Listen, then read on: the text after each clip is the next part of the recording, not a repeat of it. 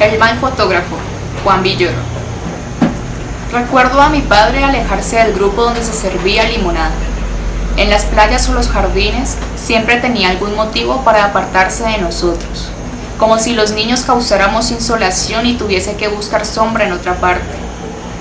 Puedo ver su cara recortada en el quicio de una puerta, fumando con desgano, con la rutina parda del adicto que hace mucho dejó de disfrutar el vicio. Nunca se quitaba la corbata. Para él las vacaciones eran el momento en que se manchaba la corbata y no le importaba. Solo se ponía otra al volver al trabajo. Supongo que nunca se adaptó a nosotros. Nos tomaba en cuenta con la calmosa dedicación con que alguien deja caer gotas azules en un acuario. También el verdadero sol lo molestaba. Le sacaba pecas en los antebrazos cubiertos de vellos rojizos. No era un hombre de intemperie. Lo único que disfrutaba de las vacaciones era el trayecto, las muchas horas a bordo del coche. Entonces cantaba una canción sobre un caballo de carreras. Aunque el caballo siempre perdía, su voz sonaba feliz y libre, una voz hecha para el camino. Distanciarse estaba en su carácter. Nunca lo vimos tomar una fotografía, pero las fotos que encontramos muchos años después deben ser suyas. Estuvo suficientemente cerca y suficientemente lejos de nosotros para retratarnos. Lo imagino con una de esas cámaras que se colgaban del hombro y tenían estuche de cuero. Las fotos recogen jardines olvidados y casas donde tal vez dormimos una noche en camino a otra parte. Entonces éramos más rubios, más blancos, más antiguos. Una época pálida, antes de que la fotografía a color se volviera enfática. A mi padre le iban bien esos tonos indecisos, donde un coche azul parecía más gris de lo que era. Nadie guardó las fotos en un álbum, tal vez porque eran malas, tal vez porque pertenecían a una época que se volvió complicado recordar. En las tomas aparecen objetos que solo a mi padre le hubiera interesado retratar. Las bancas, los postes de luz, los tejados, los coches, sobre todo los coches, sobreviven mejor que nosotros. Ciertas fotos oblicuas o movidas parecen tomadas desde un auto en movimiento. El dato final y decisivo para asociarlas con mi padre es que después no hubo otras. Una tarde subió a su Studebaker y no volvimos a saber de él. Las fotografías aparecieron en un desván, dentro de una maleta con correas estampada con nombres de hoteles a los que no fuimos nosotros. Supongo que las dejó ahí para que lo conociéramos de otro modo, para que supiéramos lo mal fotógrafo que había sido, cuán frágil era su pulso, la falta de concentración que determinaba su mirada. Un detective a sueldo hubiera hecho mejor trabajo. ¿Es posible que el autor de las fotografías sea otro? No lo creo. La torpeza, el desapego, la atención vacilante son una firma clara. De mi padre sabemos lo peor: huyó. Fuimos la molestia que quiso evitarse. Las fotos confirman su dificultad para vernos. Curiosamente, también muestran que lo intentó. Con la obstinación del mediocre, reiteró su fracaso sin que eso llegara a ser dramático. Nunca supimos que sufriera, ni siquiera supimos que fotografiaba. Hubo un tiempo en que vivimos con un fotógrafo invisible. Nos espiaba sin que ganáramos color. Que alguien incapaz de enfocarnos mirara así revela un esfuerzo peculiar, una forma secreta del tesón. Mi padre buscaba algo extraviado o que nunca estuvo ahí. No dio con su objetivo, pero no dejó de recargar la cámara. Sus ojos, que no estaban hechos para vernos, querían vernos. Las fotos, desastrosas, inservibles, fueron tomadas por un inepto que insistía. Una tarde subió al Studebaker.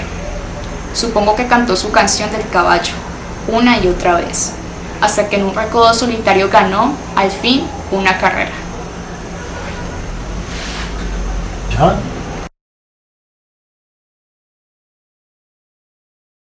El mal fotógrafo, Juan Villoro. Recuerdo a mi padre alejarse del grupo donde se servía limonada. En las playas o los jardines siempre tenía algún motivo para apartarse de nosotros, como si los niños causáramos insolación y tuviese que buscar sombra en otra parte. Puedo ver su cara recortada en el quicio de una puerta, fumando con desgano, con la rutina parda del adicto que hace mucho dejó de disfrutar el vicio. Nunca se quitaba la corbata. Para él las vacaciones eran el momento en que se manchaba la corbata y no le importaba. Solo se ponía otra al volver al trabajo. Supongo que nunca se adaptó a nosotros. Nos tomaba en cuenta con la calmosa dedicación con que alguien deja caer gotas azules en un acuario. También el verdadero sol lo molestaba. Le sacaba pecas en los antebrazos cubierto de vellos rojizos. No era un hombre de intemperie. Lo único que disfrutaba de las vacaciones era el trayecto, las muchas horas a bordo del coche. Entonces cantaba una canción sobre un caballo de carreras. Aunque el caballo siempre perdía, su voz sonaba feliz y libre, una voz hecha para el camino. Distanciarse estaba en su carácter. Nunca lo vimos tomar una fotografía, pero las fotos que encontramos muchos años después deben ser suyas. Estuvo suficientemente cerca y suficientemente lejos de nosotros para retratarnos. Lo imagino con una de esas cámaras que se colgaban del hombro y tenían estuche de cuero.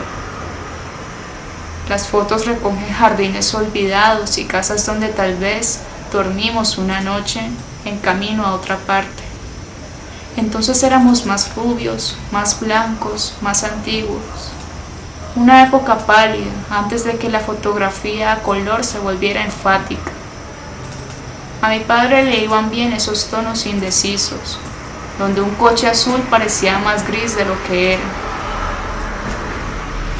Nadie guardó las fotos en un álbum, tal vez porque eran malas, tal vez porque pertenecían a una época que se volvió complicado recordar. En las tomas aparecen objetos que solo a mi padre le hubiera interesado retratar. Las bancas, los postes de luz, los tejados, los coches, sobre todo los coches, sobreviven mejor que nosotros. Ciertas fotos oblicuas o movidas parecen tomadas desde un auto en movimiento. El dato final y decisivo para asociarlas con mi padre es que después no hubo otras. Una tarde subió a su Studebaker y no volvimos a saber de él. Las fotografías aparecieron en un desván, dentro de una maleta con correas, estampada con nombres de hoteles a los que no fuimos nosotros.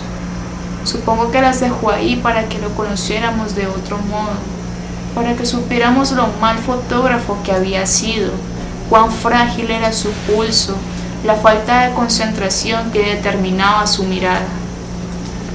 Un detective a sueldo hubiera hecho mejor trabajo. ¿Es posible que el autor de las fotografías sea otro? No lo creo. La torpeza, el desapego, la atención vacilante son una firma clara. De mi padre sabemos lo peor. Huyó. Fuimos la molestia que quiso evitarse. Las fotos confirman su dificultad para vernos. Curiosamente, también muestran que lo intentó. Con la obstinación del mediocre, reiteró su fracaso sin que eso llegara a ser dramático. Nunca supimos que sufriera, ni supimos que fotografiaba.